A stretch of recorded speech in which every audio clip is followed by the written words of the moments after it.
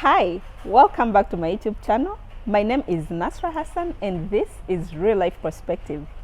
In today's episode, we are going to talk about parenting and everything in relation to parenting.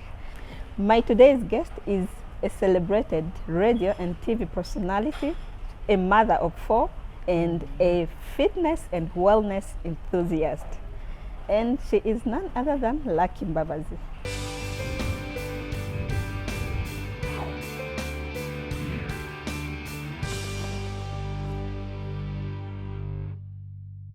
Lucky, you're most welcome. Thank you, Nasra. Thank you for inviting me. I'm so glad to have you today. Yeah, I looked forward to this. I think we've been having conversations about meeting for the past 2 months. You are so persistent. I know. I couldn't afford to miss this opportunity. Yeah. But I loved that you were persistent, because normally when you tell people, no, I can't do an interview in this time, they just run. But for you, you kept on coming back. Yeah, that's why I said, okay, let's do this. So I'm glad I'm here. Yes. So today we are going to talk a bit about parenting and everything in relation to parenting, you being a mother of 4. But also, let's start from your enthusiasm for wellness and fitness. Right. Given the fact that you are a mom of 4, you are a very busy person. Yes, I am. You are a wife, but your passion to fitness and wellness is quite incredible. I mean, I personally have always wanted to be healthy. I think I got this from watching my father. He was very, very intentional, especially when it comes to his health. May his soul rest in eternal peace. He always advocated for eating well. He always had a well-balanced diet, even if we had different meals, because we wanted to, go off the menu. My dad never went off the menu. He was all about the vegetables. He used to work out. He used to do a lot of golf. He wasn't like doing the gym, but he was playing games and swimming and all of that.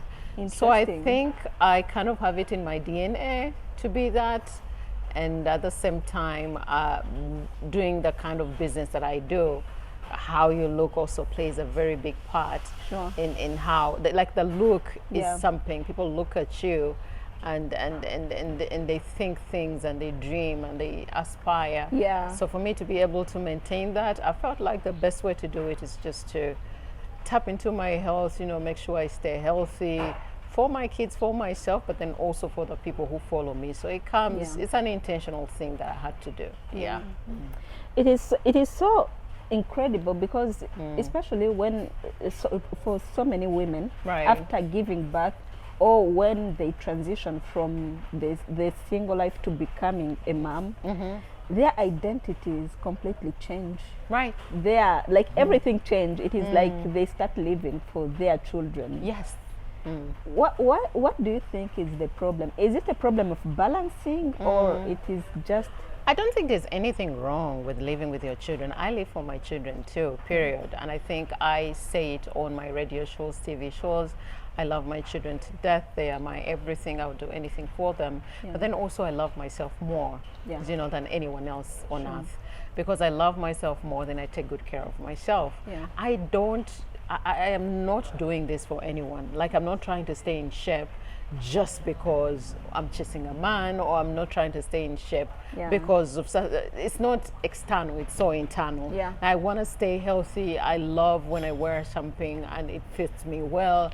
I love mostly that I can move around and take care of my kids, because I am in such a healthy state, and then it gives you a fighting chance. I have had spaces where I'm actually sick, but I recover because of how well I maintain my body.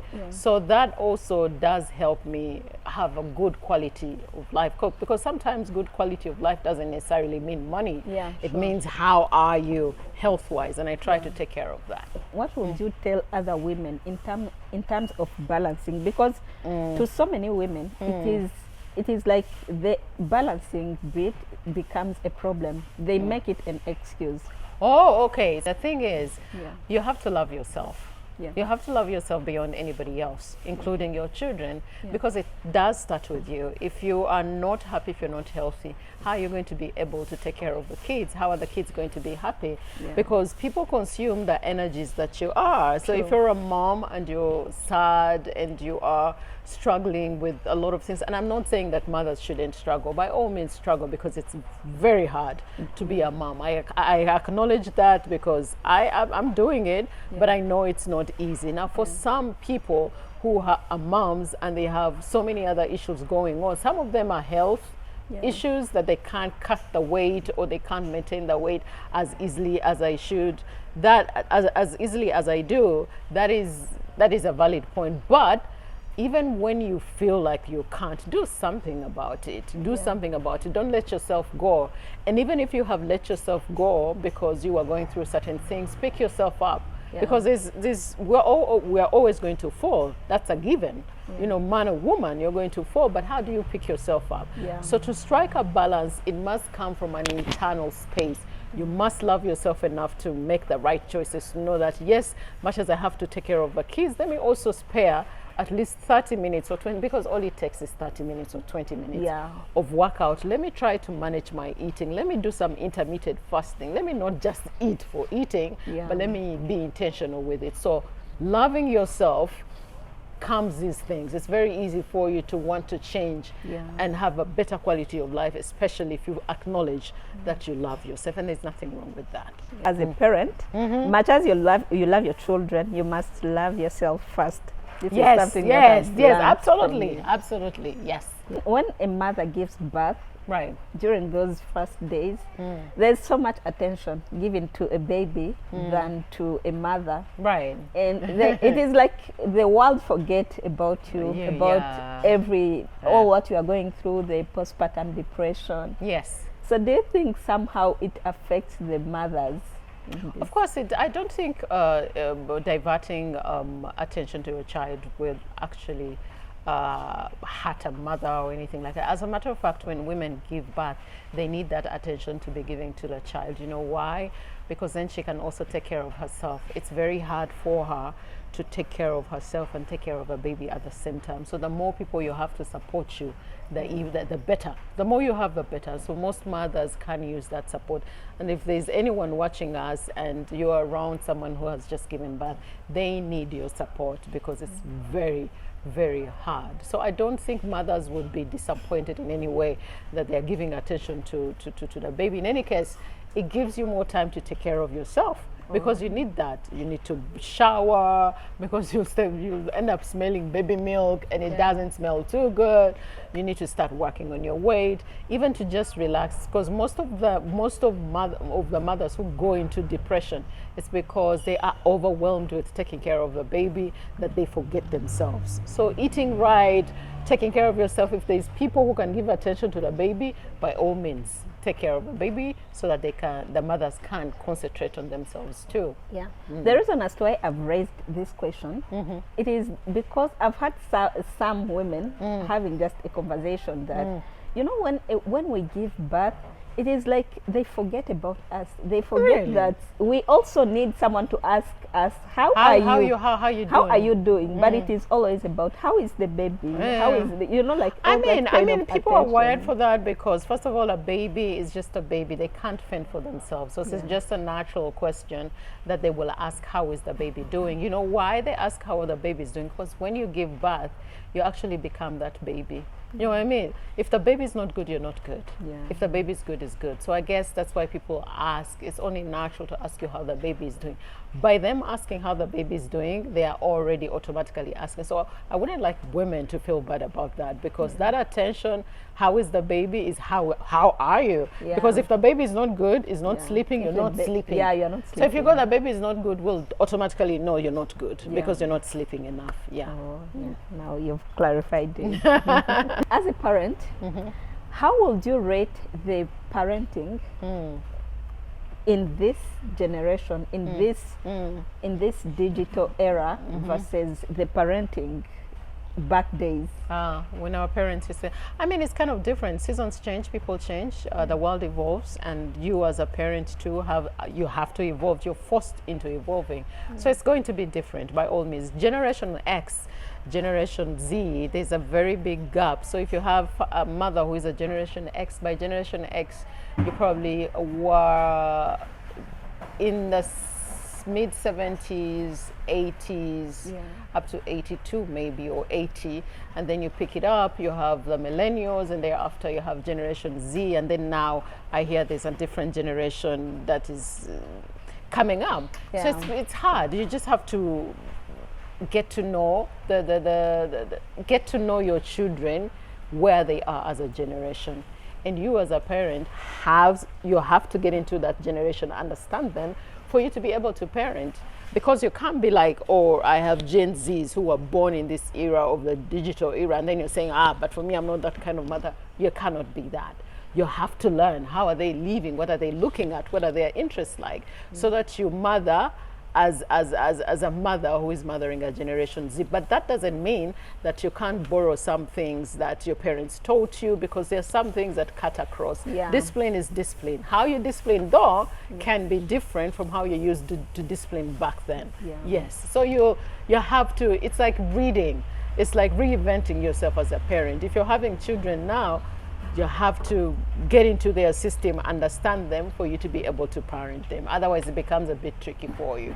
Yeah, and as you've said, it has become a bit tricky, and it has become more tricky to so many parents. Right. I've come to realize that so many parents have failed to cope up or to adjust. I've seen parents are still incorporating the method, the parenting method of Generation how X, themselves they grew up. That is the same way how they still want to bring up the. I feel there's so much controversy Of there. course there is, but you know, parenting is also very hard. Yes, you can follow the manual, but sometimes it's very hard for you to follow the manual. It's try and error. And as you have children, sometimes you'll try, like if you're trying to punish them and it's not working for that particular child, then you change. You just have to study your children. You really need to get to know them as individuals. You can't parent as if you have, for example, I have 4 children. It doesn't mean that the way I parent Nyla is the same way I'm going to parent Nadia, because they are totally different girls with totally different personalities. The punishment I may give Nyla may work, it may not work for Nadia, because her personality is kind of different. So as you parent, you have to individualize your child and parent them as an individual, not as a whole. Yes, you can sit down, have dinners together, and there are certain things that you're going to do as a family, but also learn your child as an individual so that it's easier for you to parent them, know their fears, their emotions. They have to be able to come and run to you and tell you things and get answers from you. You don't want them to be getting answers from the internet, because the internet is wild. It's really wild. It's really wild. Yes. Yeah, I've come to, and now I've understood that. Some parents have those particular punishments, but it doesn't work to this particular child. And some parents be like, maybe this child is very difficult. Maybe I think, as you've mentioned, it's a matter of personality, getting to know each and everyone's personality, and understanding them. Yes. So let's talk about in African society. As soon as the child finishes university, you graduate from university, right, you have, before even you've started figuring out what is your space in this world, right, whom you are going to be, what you are like who you are as an individual, right, you have the responsibility to start thinking about how to take care of your family, your parents. This phenomenon is called black tax. So as a parent, do you think that it is a child's responsibility to take care of their parents? Is it like an obligation? It's not an obligation, but it is what it is. You know, that's how we were raised, especially in Africa. So, you know, your parents take care of you, and thereafter you take care of them as you grow. That is something that has been there, and it's a way of giving back to your parents. It's not even something, it's like a silent rule. Nobody tells you that you must take care of your parent, but it's just that you feel like that's my parent. If they're not in position to take care of themselves, if they raise you right, you're going to go back and want that. And that is why I always advise parents to try and be close to your children, treat them well, because as you grow older, you're going to have to rely on them to take care of you. Now, we here in Africa, especially Uganda, because that's where I am, we don't have the culture of putting our parents in a nursing home. It's not there. It's like our parents are taken care of as a community. So it's not something that is forced on you. It is something that you do out of the love for your parents. And I would encourage everyone to do that, because as a baby is being taken care of, even the old have to be taken care of, because if you leave them, nobody's taking care of them, then what's going to happen? So it's a way of giving back. It's a way of giving back to your parents. So for you have no problem, because there's so much conversation on that it creates a kind of pressure and depression even on a child. Let's say you've just graduated from school, you don't even know, that confusion that comes after graduation. You don't even know where you stand in this world, and you have to start, that pressure. You know what? I mean, straight from university, a child who can't take care of themselves can't take care of their parents. They just don't have the sources. They are also trying to discover themselves.